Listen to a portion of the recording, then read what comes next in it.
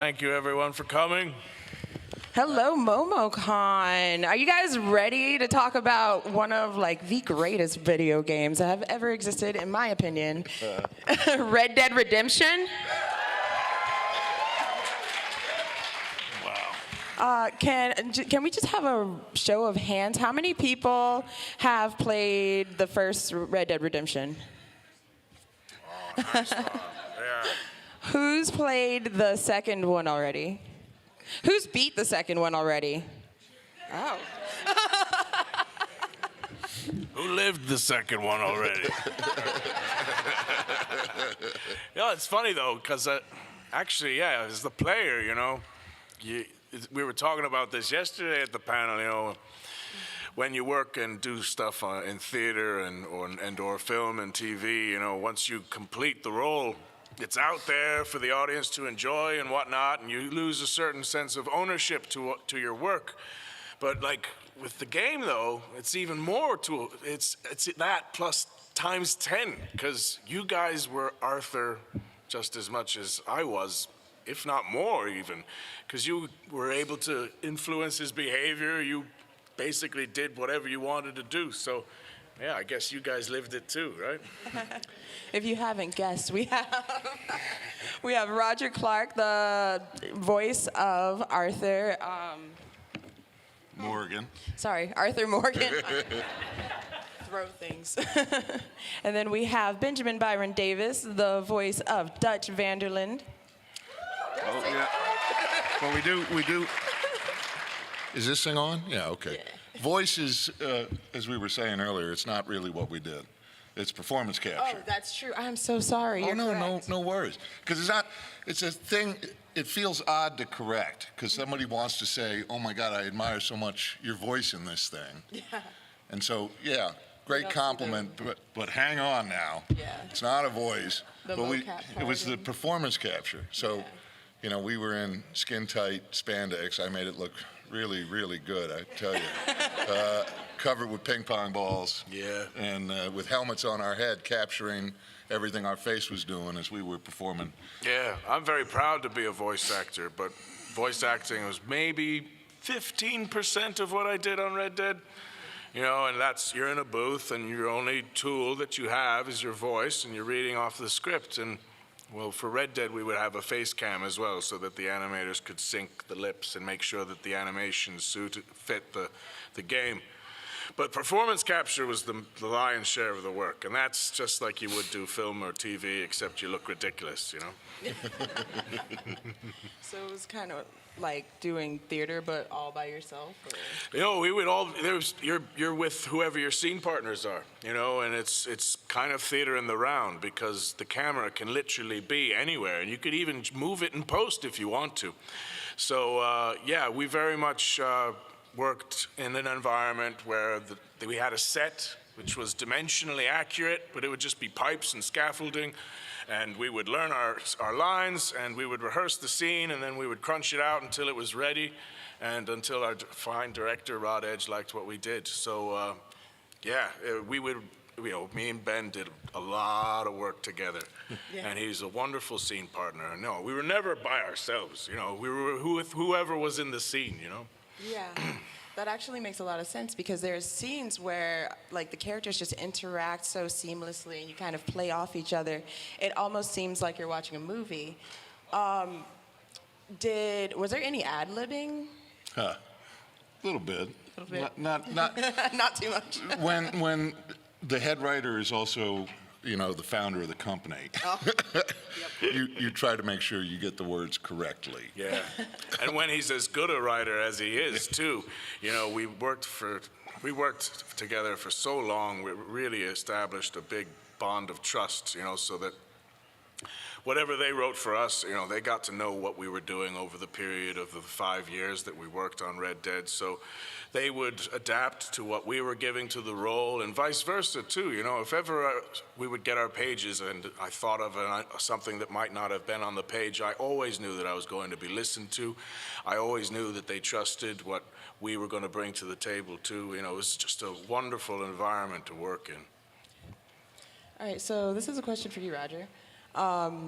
You kind of had to be the well, your predecessor, Yeah. John Marston's awesome, right? Yeah. Yeah. Big shoes to fill. Exactly. Yeah. What was that like when you found out? I was a little overwhelmed, to be honest, because I had played the previous game twice before I even knew I was going to be part of the second one. And I probably told some of you already, it was the one game that my wife really enjoyed watching because she liked the horses and the scenery is beautiful. And once I found out that I was going to be the playable character on the second Red Dead, I was like, how am I going to... People love John Marston. I kind of realized early on, trying to recreate what Rob Wiedoff did would be an exercise in futility. I really had to do my own thing. And then I remember the first day he came, and it was, well, spoilers, but I assume most of you would have gotten to this point, was when you rescue him from the wolves. And then I'm looking at my pages, and I had to talk trash to him, and I'm like, I can't say this to John Marston. But Rob Wiedoff is such a gracious gentleman and such a wonderful colleague and partner in a scene that, that quickly evaporated. But then I had to lift the guy up, He's not light. Okay, we're going to return to the horse thing. Okay. Okay, so Ben, for playing Dutch, now the first game, he's pretty much obviously just a rude dude, Well, I shoot a lot of people in the head. Yeah. So, what is it? I mean, I feel like in Red Dead Redemption 2, there's a lot more fleshing out of his character, a lot more depth added. When you got the script, as it was unfolding to you, what was that like? How did you feel, or to learn more about your character? Well, I was so excited to be returning to the character. Yeah. I had hoped, I nursed a faint hope that it was going to happen. And the success of the first game, I thought, yeah, okay, this might happen. But when they called, I still didn't really know what to expect. Yeah. The first Red Dead as a job was maybe 3 months work, but within that 3 months, it was really, I think, maybe 3 rehearsal days, 3 capture days, and 1 day in the booth. And that was Dutch. Yeah. And Nastas. And so when I heard I was coming back, and this time we weren't working in California, we were working in New York State, I hoped we were going to hear a lot of the story, but I really didn't know. Rockstar is, you might have heard, rather secretive. They have to be. I mean, they're storytellers, and their stories have great turns and twists and whatnot. So I really didn't know when I got the call if this was going to be 3 months of work or if it was going to be a year of work. And then after a year had gone by, is it going to be another year? And then after, it grew and grew and grew as we were doing it. And we really didn't know. We didn't know when the first trailer was going to drop. We didn't know much of anything. So returning to the character, it was a bit of a mystery in terms of what the work itself was going to be. Okay. But as an actor, it was certainly a much more robust sort of approach to this guy. Oh, yeah. And unlike the first one, and unlike you, I wasn't in the dark. I knew I wasn't going to die. Mm-hmm. I knew the cheese was going to have to slide off the cracker at some point, right? And I knew things were going to go bad. Mm-hmm. But it was really something as we started to meet all of the gang members. One by one, you started to realize that these are the people that you're going to be working with and sharing a secret with for what ended up being 5 years. Yeah. And now I can go and I put the game on, and I can go walk through camp, and I hear everybody's voices, and it's like being in the green room on a busy day at the capture studio. It's really surreal is an understatement. Yeah. Because of our NDA, we had no one else to talk to about the work except each other, and we ended up building as strong a relationship with each other as our characters did in the gang, you know, so. And then we started betraying each other. Got really dark. What was the moment you realized that you were actually going to have such a big role in the second game? Again, the scope of it, there was no way to know the scope of it. Oh, wow. There was a day, yeah, we can tell this story. There was a day, we'd been on the show for about a year at that point, I think, maybe even 2. We were still in the first capture space that we were using.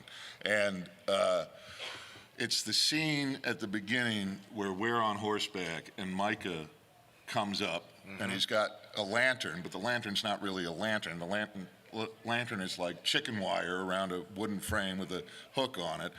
And Peter Bloomquist, who plays Micah, you can all hiss at Mike. Anyway, he's got the lantern.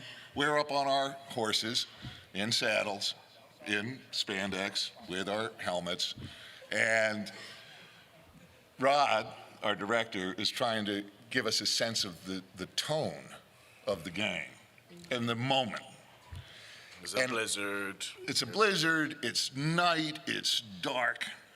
Now, and I've been a gamer since Atari 2600, which was just called Atari back then. As a matter of fact, I think I even played Pong when I was very, very little. Yeah. But we're not finding the tone somehow that Rod is looking for. And so you go behind, there's sort of a bank of all these technical wizards doing previs, doing sound, doing all sorts of stuff I can't even figure out what they're doing. But they also have this sort of game world up.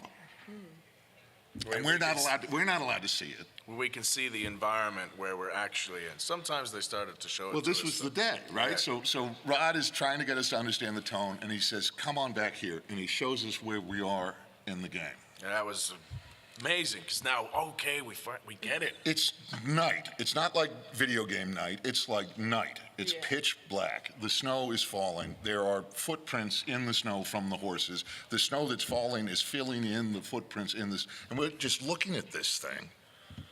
The detail. And we don't go back to shoot the scene. We just go back and we're like, just breathing heavy. What the hell is this thing? And I look at Rod, and I'm like, why didn't you tell me? Yeah. And he said, because you can't know what it is until you see it. That's one of the challenges of doing performance capture too, because you have to become aware of the environment that your avatar is actually in, as opposed to where you are in the volume. And you learn after you do it a while which questions to ask the animator, you know, like, what's the weather like? Is it day? Is it night? You know, we did so much stuff. Yeah, we had to be, are we cold? You know, or is it just in and around Saint Denis where there's loads of flies everywhere and you gotta be swatting them all the time? And stuff that you wouldn't think about until you started to really, really get focused on the details of performance capture. Like if you pick up a muddy rock, you would wipe your hands after it, even though your hands are completely clean. So it was, that really was so eye-opening when the animators started to show us the world that we were actually interacting in. Yeah. The quick and proper answer to the question you asked in the first place, though, was it was the first day when I saw Rod, and I said, I hope we don't screw this up, because I was so proud of the first one. And he said, it's going to be better, and you're a proper character this time. Oh, so that was he when told you. Right. I didn't know it was going to be a 5-year gig. Yeah. You know, but I'm not complaining. Yeah, right. All right. Let's go back to the horse, I guess. You like going back to the horses, don't you? Why not? Horses are awesome. Yeah. Horses are awesome. So your character has a really intimate relationship with your horse. What game were you playing? No, you're right. He does. Yeah. He does. But no, more on a personal level, like of how people have pets and things. You're right. And, Yeah. you know, it really affects them. Do you have pets in your life? Like, how did you draw from that? I don't have any pets at the moment, but I have had in my life, and I used to ride horses when I was a teenager growing up in Ireland. We'd every odd weekend we'd go to the local stables and go on a little trek. And I hated jumping though, because I fell once and that was awful. But I enjoyed it, and I knew that this was going to be your main means of transportation, and that the animators again would help inform us by saying, there's certain levels of bonding that you're going to have with your horse. So once I started rolling that around in my head, I was like, okay, so the player is going to be attached to it, and then when we started doing cutscenes as well, which would be skipped if the player didn't have a level 4 bonding with their horse. When I started to realize that that stat in the game was actually going to affect the narrative, and it would depend whether or not a cutscene would actually play, then I started to appreciate what the relationship might be. And so a lot of the horse stuff was actually, going back to the voice acting and performance capture, a lot of the horse stuff was actually voice acting. I think it was about 2 days in the booth doing that stuff. And, is Arthur's horse a mare or is it a stallion? And then there's different dialogue if you have a level 4 bonding than if you have a level 1 bonding. You're not quite as affectionate, etc. So we did that. And a couple of weeks later, I come back in, and one of our wonderful assistant directors, Gethin Aldous, he says, Raj, we got to do those horse lines again. I was like, why? And he said, well, it's a little too intimate. It sounds like you're not talking to a horse. And I was like, what do you mean? And he played it back, and I was like, you're all right, girl.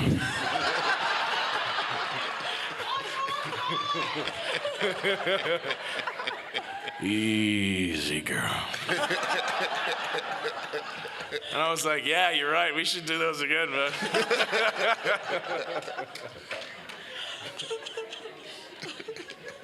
Okay. So here's one for the both of you. So as you said, you both played the games. You both play other games as well. Not anymore. No. It is a big game. Yeah. What kind of changes did you see between the first Redemption and the second one that you enjoyed? As a player or as somebody working on it? Well, as somebody working on it, the changes were, I knew what was going on the second time, which I prefer.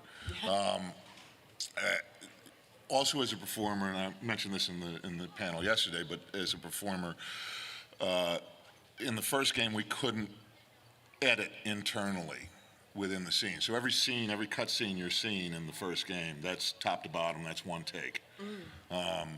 And in the second one we could, as you can do on a film or TV set, we can get halfway through a take, you screw up the line, you can just take it from there and they can cut it out, which is how most days are accomplished on a set. So that was nice. There's more freedom with that.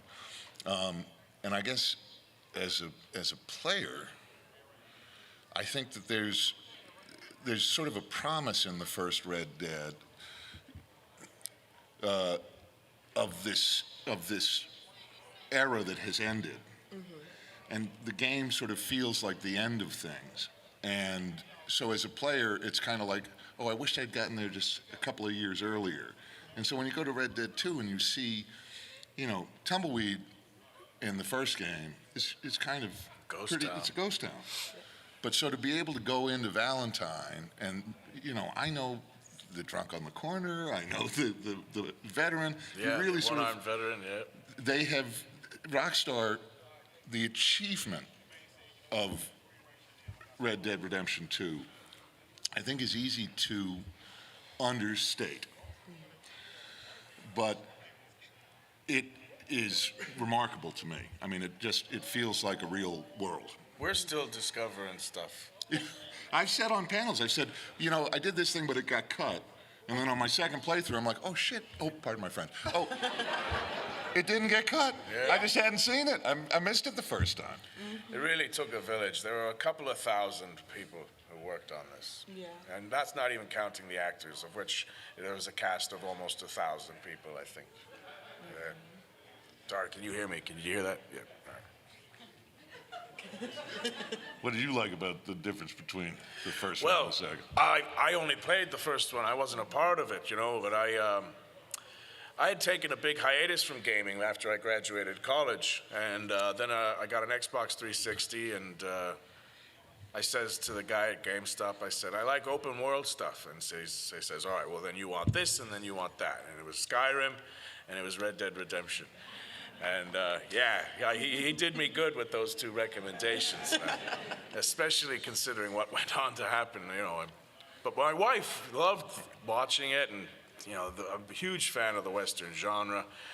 And again, as just to underline what Ben said, all the little tiny references that you get while you're playing Red Dead of amazing Westerns in the past, whether you're talking the spaghetti Western genre or John Ford and Howard Hawks a little earlier on, all these little nods and Easter eggs that you wouldn't know unless you're a huge fan. It just, you know that the people who created this have a love of Westerns and a huge commitment to the genre, and they're literally transforming this from one medium to another, but in doing so, still acknowledging and respecting the cinematic Western.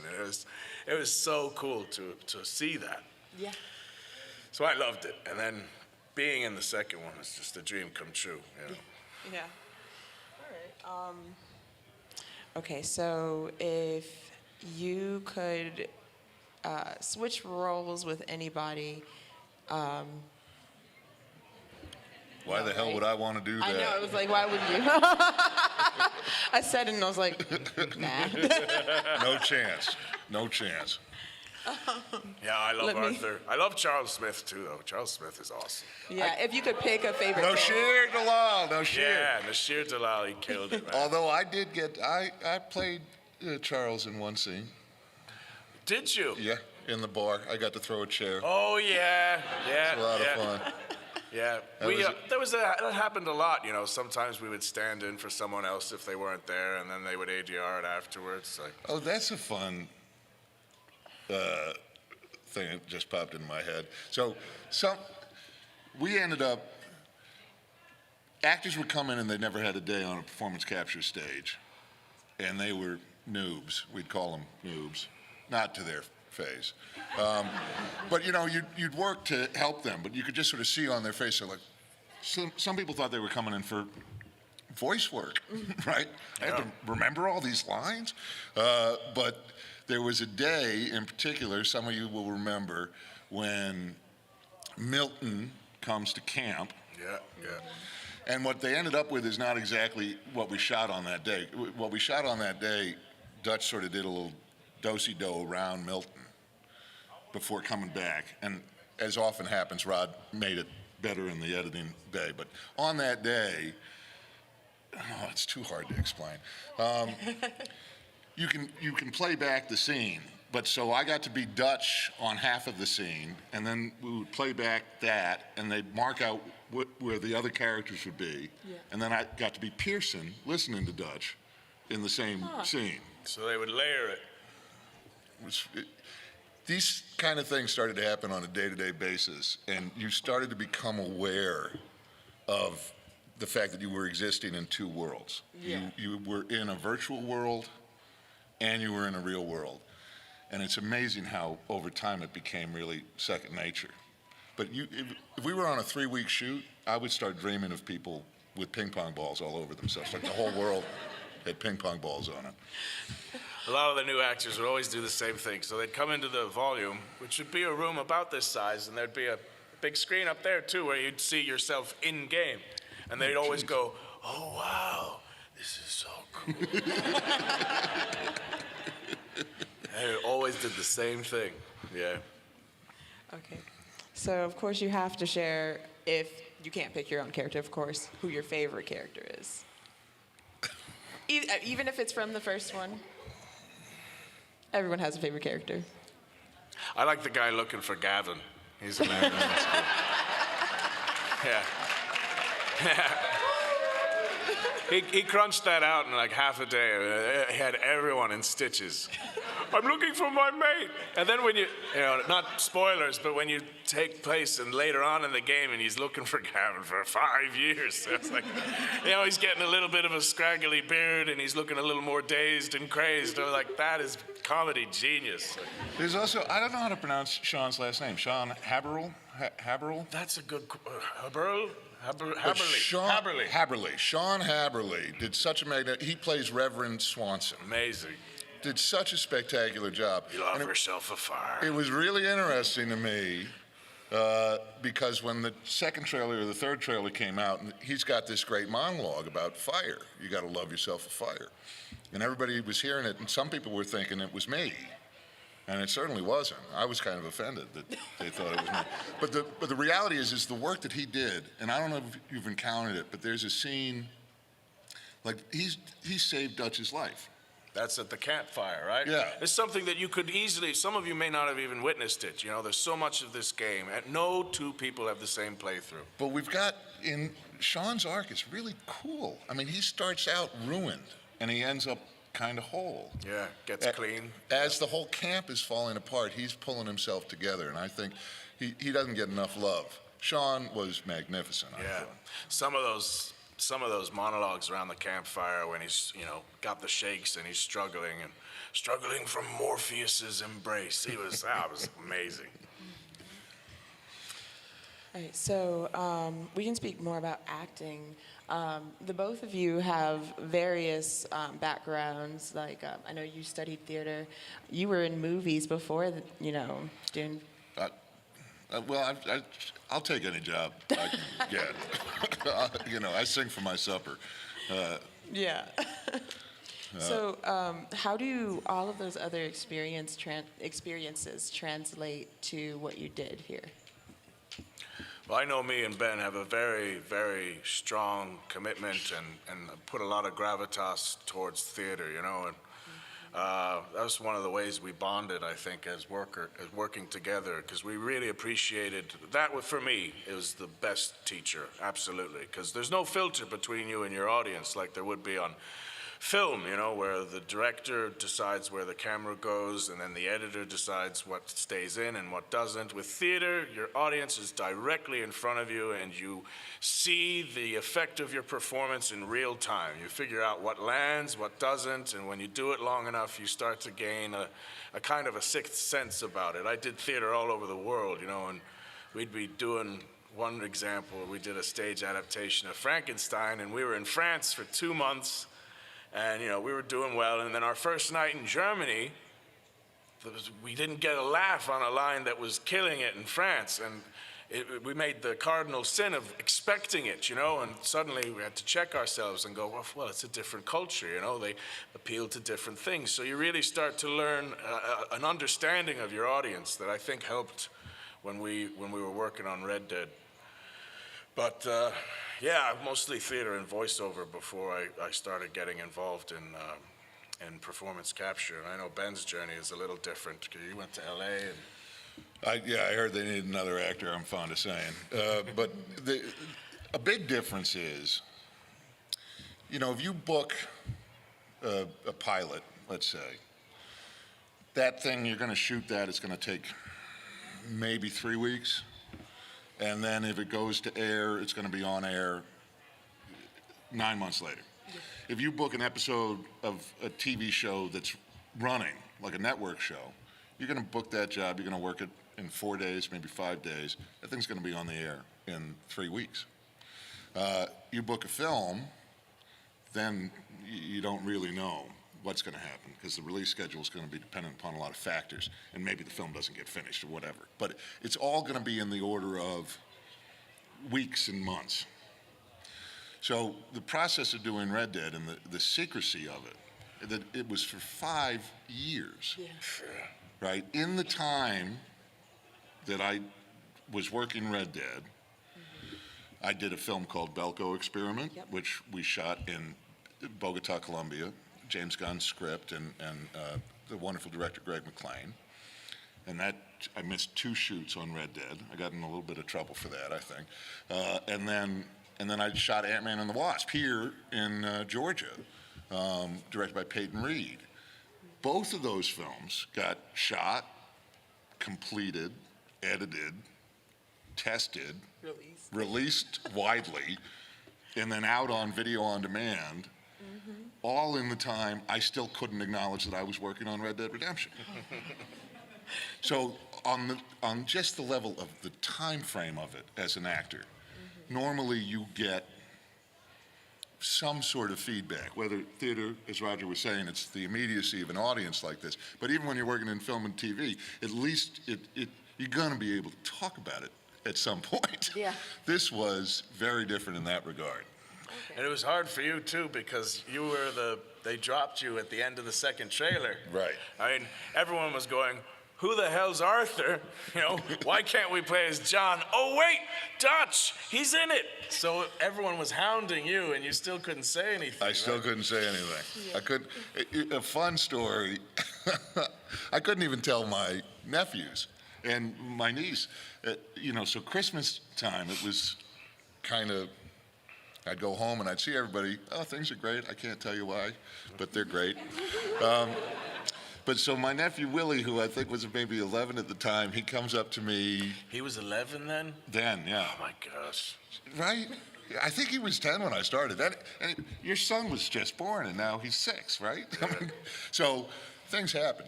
This takes some time. But Willie came up to me and said, he looked me in the eye and he said, Uncle Ben, I know what you're doing. You are working on Red Dead Redemption 2. And I looked him in the eye and I said, I swear to you, Willie, I'm not. And because I believed that it was going to be called Red Dead Redux or Red Dead Rebellion or Red Dead something else. Yeah, because Revolver, Redemption, we thought they might have done it that way. Yeah. So the first teaser drops and they bring us onto the volume. We got to see it. This was one perk. We got to see that first teaser, that beautiful, beautiful sort of tone poem. You see Arthur walking out from the sun on the horizon. And it has that great line you do about... You better run and don't look back. Exactly. So that one drops. And we're sitting there and we're watching it with the entire production company on this big screen, watching it, and I'm loving this. Oh my God, this is so amazing. Look at this thing. And then it gets in and it goes, Red Dead Redemption 2. And everybody else is like, yes! And I'm like, I am such a bad uncle. So I go to our producer, Michelle, and I say, you have to let me tell my nephew. I have to tell him. He'll be good. He'll keep the secret. You got to let me tell him. So that day I told him, you were right. It was Red Dead Redemption 2. All right, so we're going to open up for Q&A. Our lovely assistant here, Hannah, is going to get everyone lined up. And while everyone is lining up, we're going to just quickly give a last question. All right. So out of all the lines that you've done in this game, can you pick out just one that you really love? Or even if it's one that everybody just asked you to say over and over again? They tell me I did something like 85,000 lines of dialogue.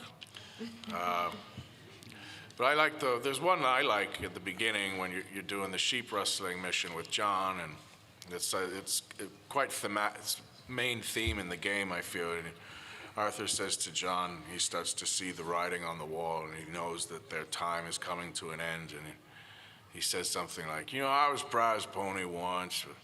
This life, this way, well, we're the last, I reckon, and we ain't long for it. So that kind of, for me, was a real central theme to the game. But people usually just ask me if I have some money for them, and they like me to scream Lenny at the top of my lungs, which is awesome. I don't mind it. It's great. The fact that you guys love that, you know, I mean, it makes me happy. And then every once in a while, if I cough, you know, people are like, that's awesome. I'm fond of the Bronte stuff, and Rob says, what part of your philosophy covers feeding a man to a goddamn alligator, Dutch? And I think I said the part that covers weakness, that part, it was us or him. The way I see it, might as well be him. Yeah, and then the death roll, the alligators. Just, Oh, he got it good. yeah. Hi, I just want to say great game, great performances by you two. Thank you. Very immersive. For Roger, I wanted to know if you could actually say a line for my friend. He wasn't able to come.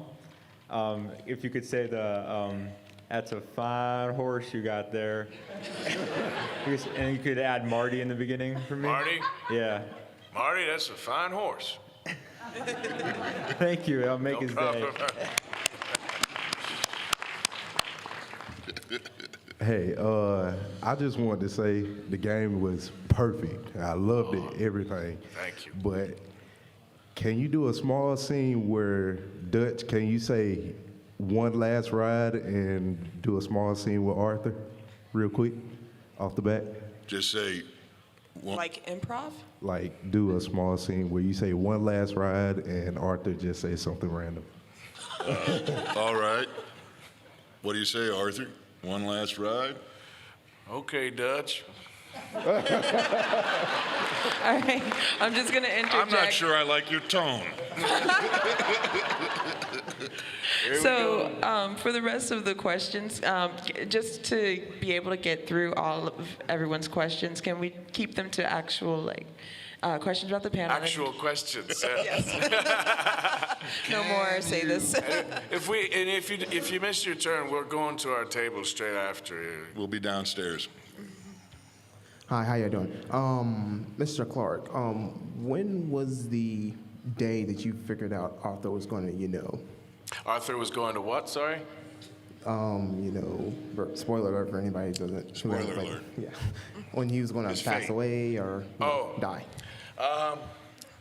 When I did that debt collecting mission with Thomas Downs, it was a very specific direction where it says he coughs in Arthur's face, and I went, oh, that's quite specific.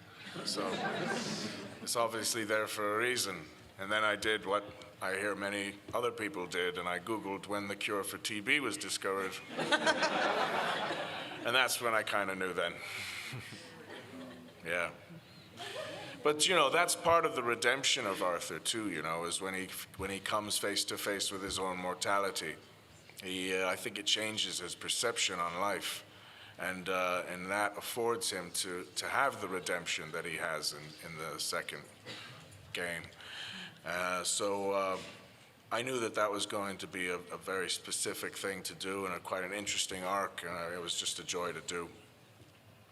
Hard to cough all the time, though. Thank you. I just had a question about the romance between the female characters. So obviously for Dutch with Maggie and with Arthur, first Mary. Molly, I'm sorry. And then with Arthur, Penny O'Brien. Yes. And then for Arthur, it's Mary, and then to a degree, maybe a bit Sadie. He has an affinity for her, at least as a fellow rider, I would say. I was just curious how you thought that developed their characters over the course of the game. Well, I think Arthur and Sadie are friends. I don't know if there's any romantic implications in their relationship, and I kind of like that too. I think we're at the stage now where we can have a strong female character without automatically giving them some sort of romantic interest. And Sadie stands on her own, and she is awesome, and she has as interesting an arc as anybody else. I loved working with Alex McKenna, and I really liked the relationship between Arthur and her. But with Mary, though, that was Julie Jesnick, and she was amazing to work with. And I remember when she came over and we crunched out the first mission with her, and I think they liked it so much that they did two more. And it was just a joy to do that, because we've all been in that position, haven't we? With an old flame, and you see them again, and it's all this whirlwind of emotions, and it was just a joy to be able to explore that, and it kind of makes Arthur's arc a little more tragic too, because you want them to get back together, but it doesn't quite happen, and that's helps add to the tragedy of the story, I think. So that was a joy to do. Yeah, it was great working with Julie. Definitely. Thank you. No worries. Hello. Hello. First, let me be the third or fourth person to say how amazing your performances are in this game. Thank you. My question is, if there was a lesson that you wanted players to take away from your characters after the story was completed, what would it be? Yeah, I know. That's a great one. For me, I'm quite fond, and I think it's, you know, you're a journeyman actor. These guys are journeyman gang members. If Dutch has something in him that I admire, I think it's his hopefulness. As bad a guy as he is, he doesn't ever lose faith. And I've been fond throughout my life of a quote of Robert Louis Stevenson, who said, to travel, hopefully, is a better thing than to arrive. And I think Dutch would agree with that. And if he's got something good to teach, that's probably it. Yeah, you know, just seeing it, especially at the beginning of the game, how much love he commands amongst his gang. You know, you can tell he was a good leader. You know, whatever happened in the story, he was an amazing leader. But for Arthur, you know, I like his sense of loyalty. I like his uncompromising sense of justice, even though it's a little warped at times. You know, it depends, of course, on the player's behavior too and how they want to do Arthur. But yeah, for me, I would say it's definitely a sense of loyalty is something that I think is really strong. Thank you. It's a great question. How you boys doing? Hey, how's it going? First off, I love the game, obviously. Red Dead Redemption 2 is a great game. But my question is for you, Mr. Clark. Did Arthur have some kind of relationship with Abigail prior to John Marston? Because I got this vibe every time I was playing, he would go like, "Hey, Abigail," and it's like it had this vibe of like, we used to be a thing, but I hate you for being with John now. Is that you know? It's suggested a little bit, I think. Very. Because there was some stuff that obviously a lot of stuff was cut, and don't consider it canon because it was cut. But if you remember, if you catch some of the backstory, John leaves the gang for like a year, and he abandons Abigail when Jack is like just a little baby, and Arthur really resents him for that. He resents him for not only abandoning his responsibilities to his wife and kid, although they weren't married at the time, but you know what I mean, but also abandoning his responsibilities to the gang, you know, and the gang that helped raise him as it did Arthur. So who knows what happened in that year? There was a lot of stuff that I did with Abigail where they were looking for a kind of a forlorn relationship, like there was some sort of attraction to Abigail from Arthur. But it started to get cut.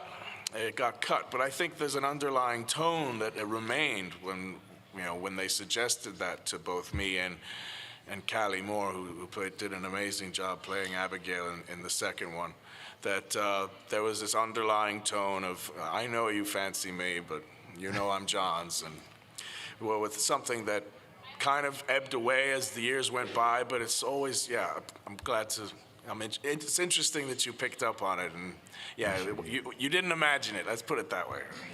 Thank you. Thank you, man. Howdy. Hey there, sir. So I think we can all agree that Red Dead Redemption is a great Western game, but Red Dead Redemption 2 is a great Western. So in that same vein, what's your favorite Western, and did that help you find your character? Well, I love Clint Eastwood, but to be honest, The Man with No Name is very stoic, Arthur talks a little bit more than that. The Good, the Bad, and the Ugly, I think, is probably my favorite Western, but I'm a huge fan of those. I agree. I love the spaghetti Western genre, but I remember asking the Rockstar crew, have you got any recommendations? And they recommended The Proposition, which is actually set in Australia, but for all intents and purposes, it is a Western, and Guy Pearce has to confront his sense of loyalty to his brother, and then Ray Winston forces him to betray him. So, which turned out becoming quite a major theme in our game too. But Toshiro Mifune, who he was the lead in a lot of Kurosawa movies, and he was the samurai in Yojimbo and Sanjuro, which went on to become Fistful of Dollars. Right. For a few dollars more. He was a huge influence in my work on Arthur because, just of his presence, and he had a lot of range. He could be very focused and intense, and at times, though, he had a great sense of humor too. So I based a lot of my stuff on Toshiro Mifune. I spent a lot of time watching Man Who Shot Liberty Valance. I love that film. I'm also quite fond of Unforgiven. I sure saw that a lot. Yeah. We all got it coming. Yeah, deserves got nothing to do with it. All right. Well, thank you kindly. Thank you. Hey, my question is, will there ever be a story DLC for Red Dead Redemption 2? I'm very happy to say I have no idea. Sorry, yeah. Although there is something, there's a new update, and apparently the beta got lifted from online you last can week. go play with Alex McKenna's Sadie and her husband. They're mission givers. So I'm Black excited. Belt. Oh, and Black Belt. Black Belt as well, yeah, if you do that one side mission. So that's happening already. I'm going to try and do that this week. I haven't done it yet. I'm excited. But I don't, as to anything else that's coming, we'll literally be the last people to know. Thank you. You're welcome. Hi. Hey there. So one of my favorite things to do in the game was just spending time around camp at different times of the day, specifically when there was like a party or an event. Just sit there by the whiskey and just, But I remember I would get so excited when I would hear campfire songs. And ring dang do, that kind of thing. But I was wondering how that felt. Like, was it very fun to build that camp atmosphere? And I know at the very end, as John Marston, if you go to the camps, you can kind of hear the ghosts of the gang members at each of the campsites, and I thought that was really cool. So. Well, there was one day that we've spoken about before, but that was really, really one of the most special days on the whole shoot, where almost all of the gang was all together. We were assembled around the campfire. And often when you do the campfire conversations, you know where some people would certainly be, but other places people might not be, depending on how the player is, where they are in the story or whatnot. Yeah. But this one time, the whole gang was together. Around the campfire, even with little Laszlo as Jack, and Gabriel Sloyer-Cerrone, who plays Javier, with his ping pong balls on his finger, is playing that song on the guitar that we play. That's when Jack back. When Jack comes back. Yeah. But we were all there, singing along. That was a special poorly, day. but it was amazing. They actually told some of the girls, "You're singing too good. Sing like normal people." That was awesome that day. And it's there. I mean, that's us. So you go and you sit down and you watch that. That's all of us right there as we were on that day. And thanks to Rockstar, that memory is preserved forever. It's just remarkable. Yeah. Well, thank you very much.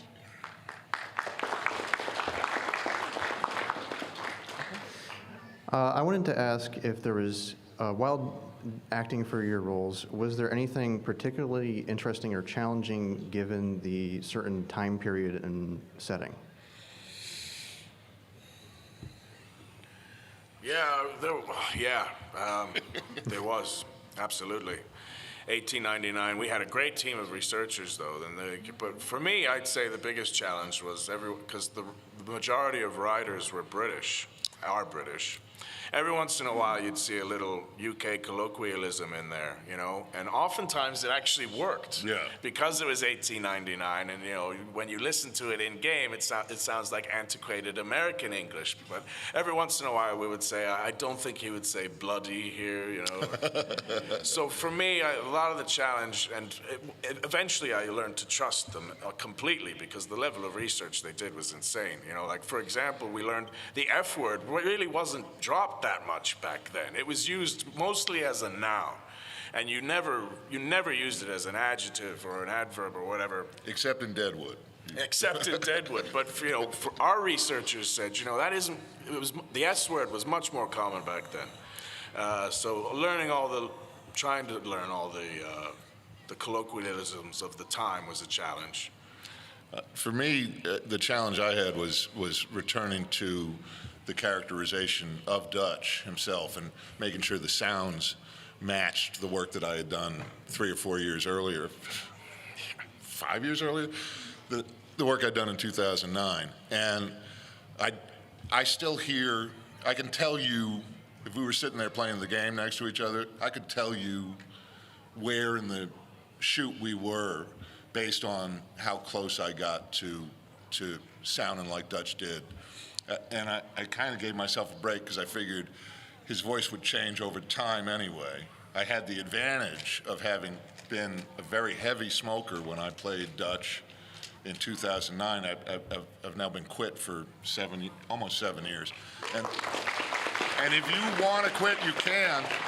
But I think it was a really cunning strategy on my part to make my voice sound younger, because I didn't smoke anymore.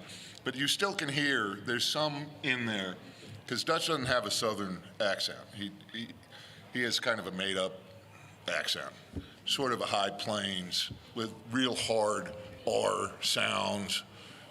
And I can still hear in some of the early stuff a little bit of a southern drawl that, you know, anytime he sounds a bit like Foghorn Leghorn, that was early on, and I wasn't quite on model yet, if you know the phrase of the character.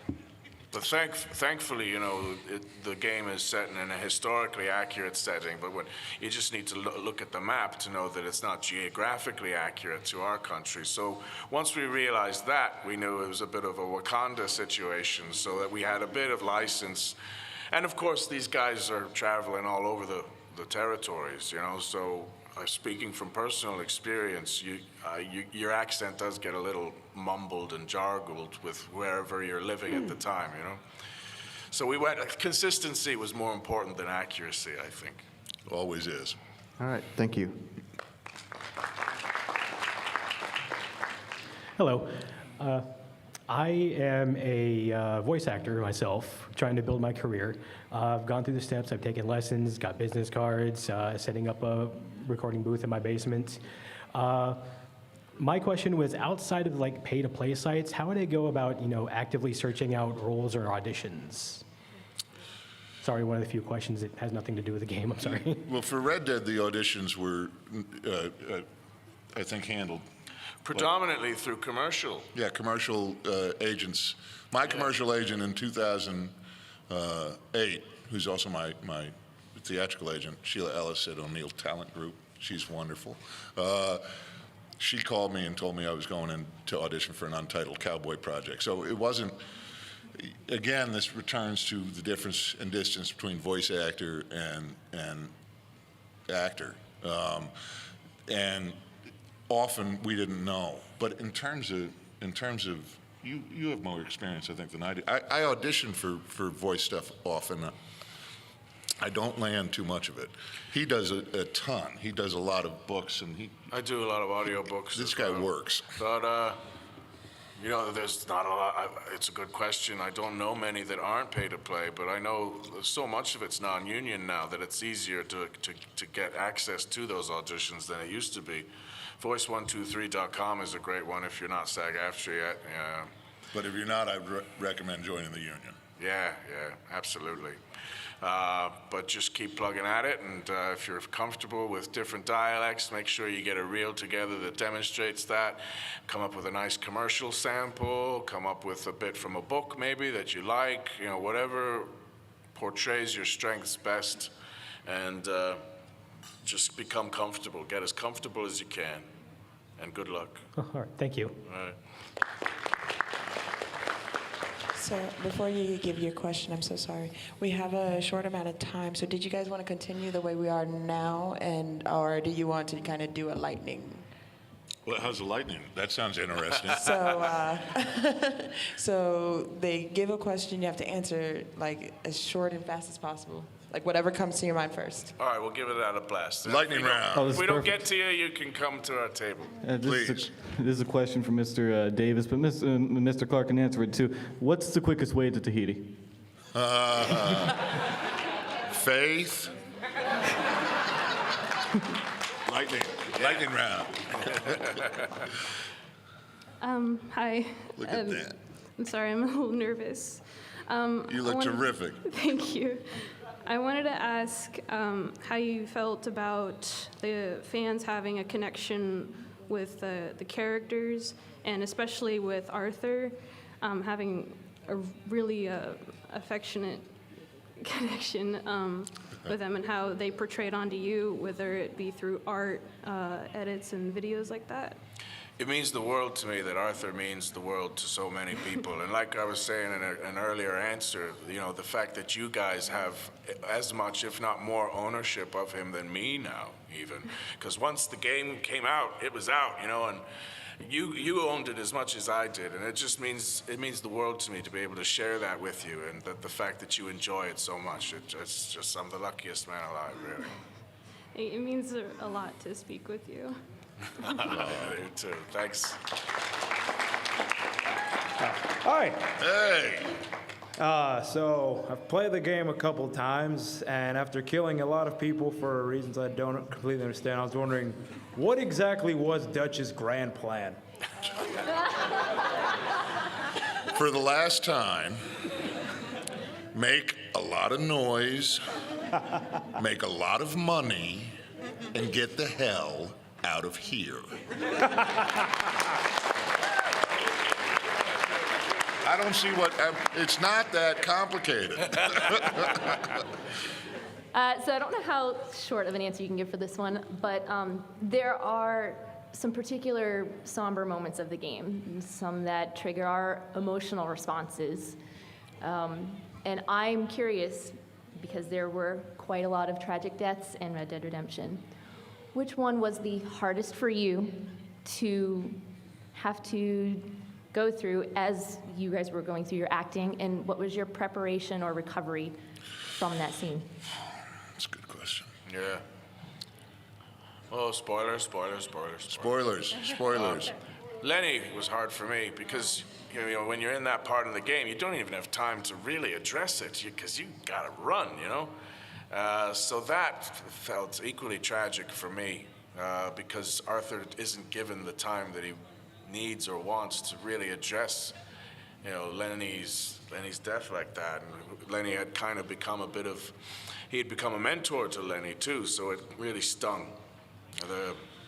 For me, I mean, Jose is a complicated one. It's too long a story, but the hardest one for me, and this might be of some interest, I guess. You don't even know this, I don't think, but the spoilers, when Arthur is on the cliff with Micah and I step on his hand, there was a raked stage, I guess you could call it, that I had to walk up and away. And so he didn't quite die in front of me. He's still wheezing and coughing.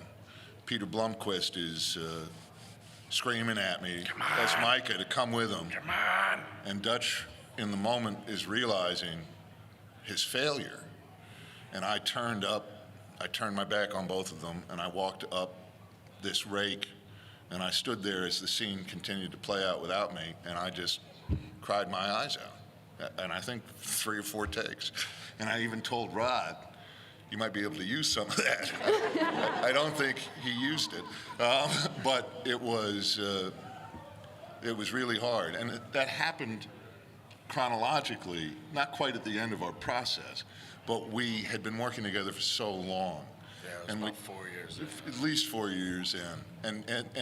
And Peter, Roger, and I, for a large section of our work, were kind of a unit, the three of us.